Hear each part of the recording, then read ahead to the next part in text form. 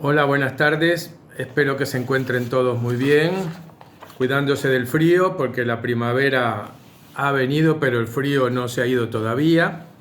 Así que es bueno que esperemos un tiempo más cálido en los próximos días.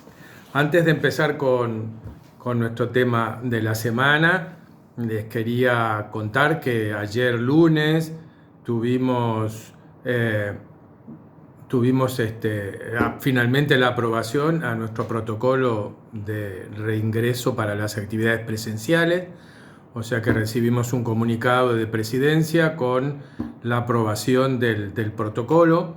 y por lo tanto vamos a dedicar estos días que quedan de septiembre para después de las elecciones poder recomenzar para aquellos que quieran recomenzar alguna actividad presencial. Obviamente que van a ser muy medidas y muy escasas porque, por supuesto, hay serias limitaciones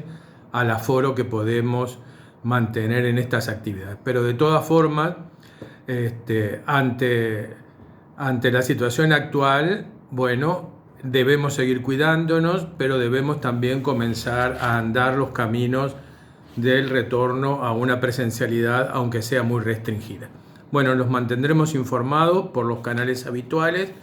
de cómo vamos a seguir con este tema para seguramente octubre y noviembre poder tener un sistema que junto con la forma actual que todos los talleres tienen de funcionar, ya sea por WhatsApp, ya sea por YouTube o por Zoom, lo puedan seguir haciendo y también parte de los participantes puedan estar en contacto con sus animadores en alguna modalidad presencial. Muy bien, no me quiero extender en esto, ya les haremos saber todos los detalles y cualquier duda que les plantee lo que nosotros comuniquemos,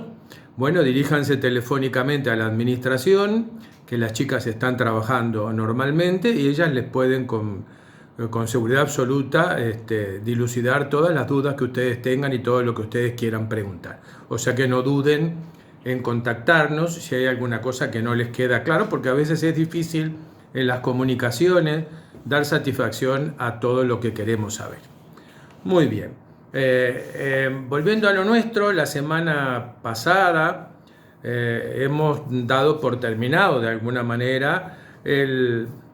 vistazo que dimos al tema del cine. Recordarán que toda esta historia que estamos trabajando en este año tan particular,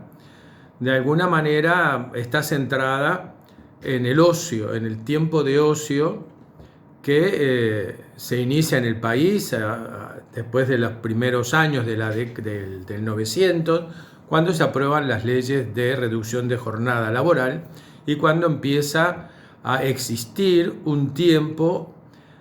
al cual todos podemos tener derecho para disfrutar de él y realizar aquellas cosas que más nos agradan. Vimos varias cosas relacionadas con esto, pero lo último que analizamos fue cómo en estas primeras décadas del 900 el cine se constituyó en uno de los pasatiempos favoritos de todas las clases sociales uruguayas y de todo el mundo, y el tiempo dedicado por todos nosotros como espectadores de cine fue muy importante y muy formativo en nuestras vidas.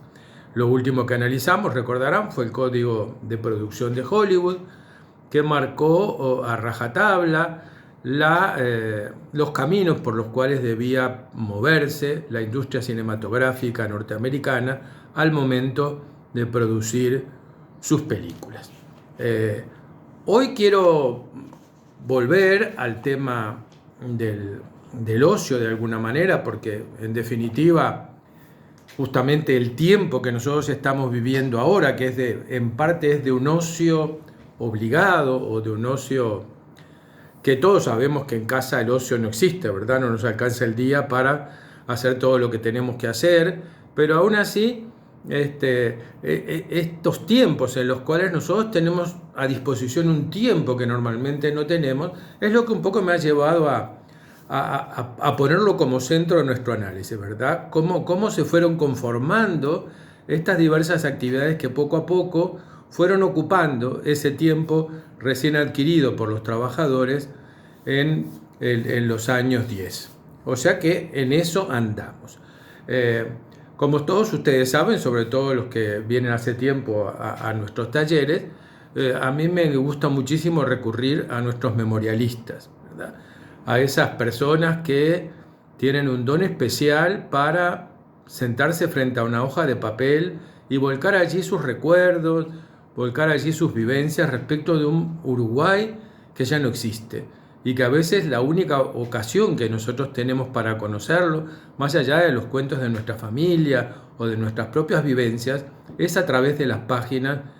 de estas personas tan maravillosas. Hemos recorrido en el correr de estos años muchos de estos memorialistas y yo hoy quiero empezar a recorrer minuciosamente, no, pero de asaltitos por lo menos, algún otro memorialista, porque también en lo que él nos cuenta, nosotros vemos aparecer muchos embriones de tiempos de ocio, muchos embriones de actividades que poco a poco van colmando la vida de los montevideanos y también vamos a ver cómo se van desarrollando determinadas zonas urbanas y determinados enclaves donde poco a poco se van a ir afianzando temas que tienen que ver con el tiempo de ocio, como el caso del turismo, por ejemplo, o del carnaval, o de tipo de cosas así. Muy bien, yo me quiero referir, y me voy a referir ahora, hoy y en las próximas semanas, a Guillermo García Moyano. Guillermo García Moyano, que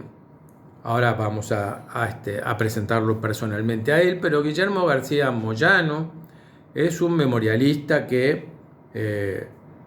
sobre los años 70, de 1970, ¿verdad? Sacó a la luz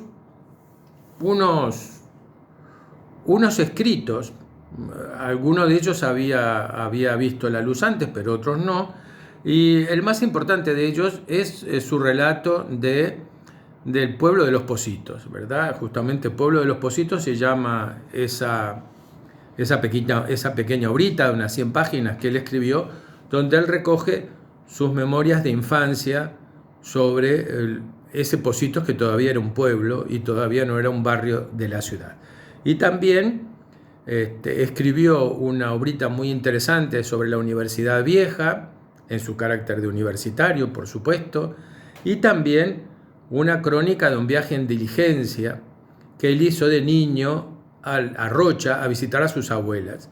que realmente no tiene desperdicio ninguno de estos relatos. Pero primero presentemos a Guillermo García Moyano, ¿verdad? Guillermo García Moyano, yo por supuesto voy a utilizar este libro que he utilizado más de una vez, que ustedes lo conocen, los que vienen al taller, que se llama Memorias del 900. Nosotros nos hemos referido mucho a los textos aquí referidos de Josefina Lerena Acevedo de Blixen, que se llama 900 justamente, ¿verdad? Pero también hay en este libro obras de Arturo Jiménez Pastor, de Guillermo García Moyano y de Rafael Sienra. Y yo me voy a dedicar ahora a analizar los de Guillermo García Moyano. Entonces Guillermo García Moyano nos dice el prólogo de este libro, el que presenta las historias contenidas acá, nos dice que este hombre nació en Montevideo un 24 de abril de 1896, que fue hijo de Guillermo García Corbo, oriundo de Rocha, y de María del Rosario Moyano López, de Cerro Largo, que casó con María Amanda Dufort y Álvarez, hija de Anacleto Dufort y Álvarez, que fue uno de los fundadores del diario La Razón, y que no tuvieron hijos. Y esto es importante porque el cuidado de su obra,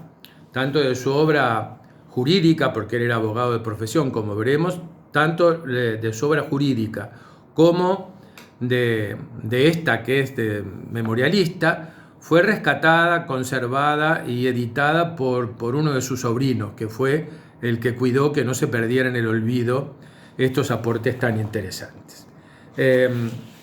el prólogo de esta obra nos dicen que este hombre fue abogado y profesor agregado de Derecho Internacional Público en la Facultad de Derecho. Y obviamente sus escritos académicos versan sobre su especialidad en Derecho Internacional Público. Yo no me voy a detener en eso porque lo que más me interesa es su labor como memorialista, que fue una faceta descubierta por él ya bastante avanzada en la edad, porque al principio fue su labor académica la que lo entretuvo, pero luego empezó a escribir un libro que tiene que ver con la parte esta. Entonces ya cuando tenía cerca de 73 años, ¿verdad?, que abandonado, dice, el rigor de los estudios históricos y jurídicos, lo encontramos convertido en uno de nuestros más finos memorialistas, según el decir de Daniel Vidar, que Daniel Vidar fue alumno de él. Y yo fui alumno de Daniel Vidar, o sea que es gracioso la línea esta de conducción, pero es entonces ya a nuestra edad, o sea que ven que nunca es tarde para que todos nosotros nos pongamos a escribir nuestras memorias, porque pueden ser muy interesantes. Bueno, este señor con 73 años se dedicó a rescatar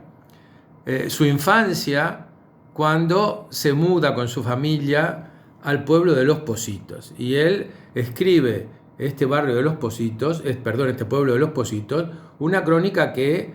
cubre unos 10 años más o menos de vida, de 1914 a 1924.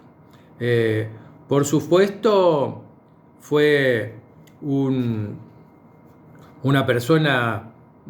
un investigador riguroso desde el punto de vista del derecho, y siempre estuvo vinculado a la actividad cultural montevideana, con una actuación política de segundo plano en torno al Partido Comunista, cosa que le hizo en su momento perder la agregatura de la cátedra de Derecho Internacional Público. Pero bueno, fue una persona dedicada a su profesión, fue abogado laboralista fundamentalmente, fue también representante del SUNCA, del Sindicato de la Construcción, o sea que tuvo una actuación profesional muy notoria y muy destacada.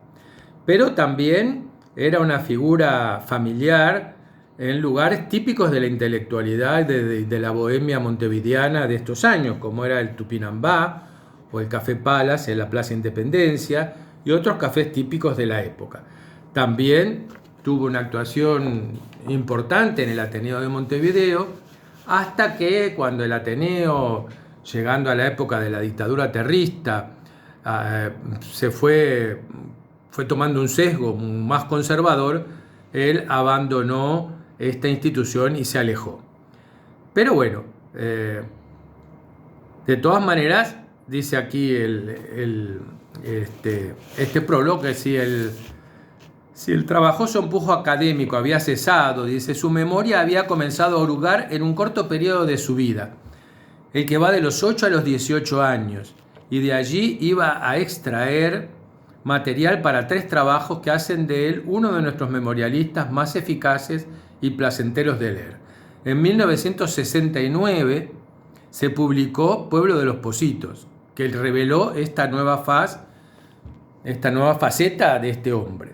Sus largos años de silencio irrumpieron súbitamente en un feliz trabajo de la memoria que nos traslada a la primera década del siglo, a aquellos Pocitos de 1904 a 1914. Perdón, o sea, yo me equivoqué antes, que dije 14 a 24. Es de 1904 a 1914. Cuando aún eran, aunque no por mucho tiempo, Los Pocitos era un pueblito enclavado parcialmente sobre los médanos, con sus calles cortadas por la arena, las olas batiendo en las tormentas directamente sobre puertas y ventanas de las casas más expuestas, como la del autor, o pasando por debajo de algún palafito, que también los había en esa época, y con sus 3 arroyos que vertían en la playa. Y va así resurgiendo en una evocación luminosa que hace de este testimonio, sin duda, lo más logrado que se ha escrito hasta hoy sobre los primeros tiempos de este barrio balneario. Así que, y después de esto, nada más publicó, ¿verdad?, a los 70 y pico de años, y murió cerca de los 90. Y en 1997, Banda Oriental hizo la primera edición también de otro de sus escritos, que fue la crónica de un viaje en diligencia, que narra la visita de La Rocha a ver a sus abuelas. Y también en ese momento se publicó La Universidad Vieja, que tiene 12 páginas y que narraba a este joven adolescente llegado a la universidad, cuando la universidad estaba en el viejo Hotel Nacional, allá en la Ciudad Vieja, porque justo él entró a la universidad en 1910, que fue el año anterior a que se culminaran las obras del edificio de Llava y de la Facultad de Derecho. Recuerden que en esta época la enseñanza secundaria dependía de la Universidad de la República, y por lo tanto él fue justamente el año en que se estaban terminando estos edificios, cuando él ingresa a enseñanza secundaria, pero tiene que realizar su año lectivo en el viejo Hotel Nacional, fundado por Emilio Reuss, y que recordarán que más adelante, sobre mediados del siglo XX, fue sede durante varias décadas de la Facultad de Humanidades y Ciencias. Muy bien, entonces lo interesante de todo esto es ver cómo él nos cuenta estas andanzas en el barrio, en el todavía no barrio, sino pueblo de Los Pocitos. Bueno, vamos a parar acá y iniciamos la obra específica de García Moyano en el próximo videíto.